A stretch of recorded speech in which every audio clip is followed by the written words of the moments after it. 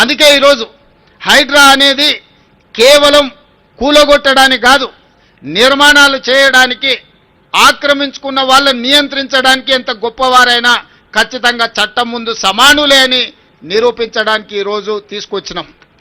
ఈరోజు మీకు అందరికీ తెలుసు, ఇవాళ Hyderabad disaster response and assets protection agency, దీంట్లో డిజాస్టర్ మేనేజ్మెంట్ ఉంది, అసెట్ ప్రొటెక్షన్ ఉంది, ప్రతి ఒక్క పని ఇందులో ఉన్నది. ఈ డిజాస్టర్ మేనేజ్మెంట్లో మనకు అకాల వర్షాలు వచ్చినప్పుడు వరదలు వస్తున్నాయి. చిన్న వర్షం వస్తే హైదరాబాద్ నగరం రోడ్ల మీద నీళ్లుండి గంటల కొద్ది ట్రాఫిక్ ఆగిపోతుంది. సామాన్య ప్రజలు ఎంతో ఇబ్బందికి గురవుతున్నారు. ఈ మధ్యకాలంలో వర్షాలు వరదలు వచ్చినప్పుడు ఇళ్లలకు నీళ్ళు వచ్చి 2 ఫ్లోర్లు నీళ్ళు వచ్చి జీవితకాలం కష్టపడి సంపాదించుకున్న తిను బండారాల నుంచి ఉప్పు, పప్పు, బెల్లం, చింతపండు నుంచి మొదలు పెడితే వాళ్ళు కొనుక్కున్న టీవీలు, సైకిల్ మోటార్లు, లేకపోతే పిల్లల చదువులు, పిల్లల సర్టిఫికెట్లు, కట్టు బట్టలతో సహా నీళ్ళల్లో మునిగిపోయి పేదలకు అన్యాయం జరిగింది. ఆనాడు కుటుంబానికి 10,000 ఇస్తామని అన్నారు. 10 లక్షల ఆస్తి నీళ్ళల్లో మునిగిపోయి కన్నీరు మున్నీరైతున్న కుటుంబాలకు 10,000 రూపాయలు ఏ మూలకు సరిపోతాయి ఆలోచన చేయండి. ఇంతకుముందే మన వాళ్ళు చూపించారు. చివరికి ఆనాడు నిజాం కట్టిన ఉస్మానియా హాస్పిటల్, లక్షలాది మంది పేదలకు వైద్యాన్ని అందించే ఉస్మానియా హాస్పిటల్ చిన్న వర్షం వస్తే వరదల ఉస్మానియా హాస్పిటల్ మునిగిపోయింది. ఇవాళ కాలనీలే నీళ్ళల్లో మునిగిపోతున్నాయి. మరి వీటన్నిటి నుంచి ప్రజల్ని కాపాడాల్సిన బాధ్యత ఈ ప్రభుత్వానికి లేదా? ఈరోజు రోడ్ల మీద చిన్న గాలి వస్తే ఆ గాలికి చెట్లన్నీ ఇరిగి రోడ్ల మీద పడుతున్నాయి, కరెంటు స్తంభాలన్నీ ఇరిగిపోయి పడుతున్నాయి, కరెంటు పునరుద్ధరించలేని పరిస్థితి, కాలనీలకు రోజుల కొద్దీ కరెంటు ఇవ్వలేని పరిస్థితి. ఇదే కాదు, బలవంతులు గేటెడ్ కమ్యూనిటీ అనో లేకపోతే రాజకీయంగా పెద్దలం అనుకున్నోళ్ళు చిన్న చిన్న బస్తీల రోడ్లకు గోడలు అడ్డం కట్టి పేదవాళ్ళు మా కాలనీల వైపే రావద్దు, చూడొద్దు అన్నట్టుగా వాళ్ళు అధికారాన్ని అడ్డం పెట్టుకొని ఈరోజు పేదలకు ఇబ్బంది కలిగిస్తున్నారు. అందుకే వీటన్నిటిని పరిష్కరించడానికి ఈరోజు హైడ్రా కూలగొట్టడానికే ఉంది అని అపోహలు ఏవైతే కల్పిస్తున్నారో, హైడ్రా అనేది ఈరోజు వర్షాలు వస్తే నిమిషాల మీద రోడ్ల మీద కూలిన చెట్లను అడ్డు తొలగిస్తున్నారు.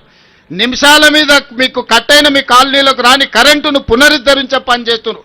రోడ్ల మీద నిలబడ్డ నీళ్లను ముందుగానే టెక్నాలజీ వాడి ఏ ప్రాంతంలో 5-6 గంటల తర్వాత ఒక రోజు ముందే ఎక్కడ వర్షం అత్యధికం ఉంది అని అంటే ఆ ఏరియాలో హైడ్రా సిబ్బంది అందరూ సంసిద్ధంగా ఉండి ట్రాఫిక్ను స్ట్రీమ్ లైన్ చేయడమే కాదు, వరదలు వస్తే ఎట్లా ఎదుర్కోవాలి, బురదలో ఎవరైనా చిక్కుకుంటే వాళ్ళని ఎట్లా కాపాడాలి అనే ప్రణాళికలు కూడా ఈరోజు హైడ్రా సిబ్బంది నిరంతరం పనిచేస్తారు.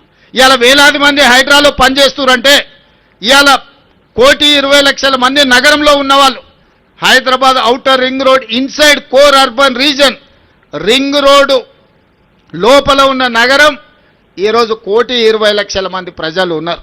940 చెరువులు ఉంటే 491 చెరువులు కబ్జాలు గురైపోయినాయి. పెద్ద పెద్ద నాలాలు ఉంటే నాలాలన్నీ మూసుకుపోయినాయి. రోడ్ల మీద ఆక్రమణల గురించి నేను చెప్పాల్సిన పని లేదు. నేను ఈరోజు పౌరులను అడుగుతున్నా, ఈరోజు ట్రాఫిక్ జామ్లకు ఈరోజు రోడ్లను ఆక్రమించుకున్న వాళ్ళు కాదా? ఈరోజు మీరు రోడ్ల మీద గంటల కొద్దీ చిన్న వర్షం వచ్చినా ఆగుతున్నారు అంటే నాలాలను ఆక్రమించుకొని అక్రమ నిర్మాణాలు చేపట్టడం వల్ల మీరు ఇబ్బంది పడుతున్నారు కదా. ఇవాళ విలాసవంతమైన వాటర్ వ్యూ అని లేకపోతే లేక్ వ్యూ అని అపార్ట్మెంట్స్ కట్టుకున్న వాళ్ళు పోయి డైరెక్ట్గా చెరువులో కడుతున్నారు.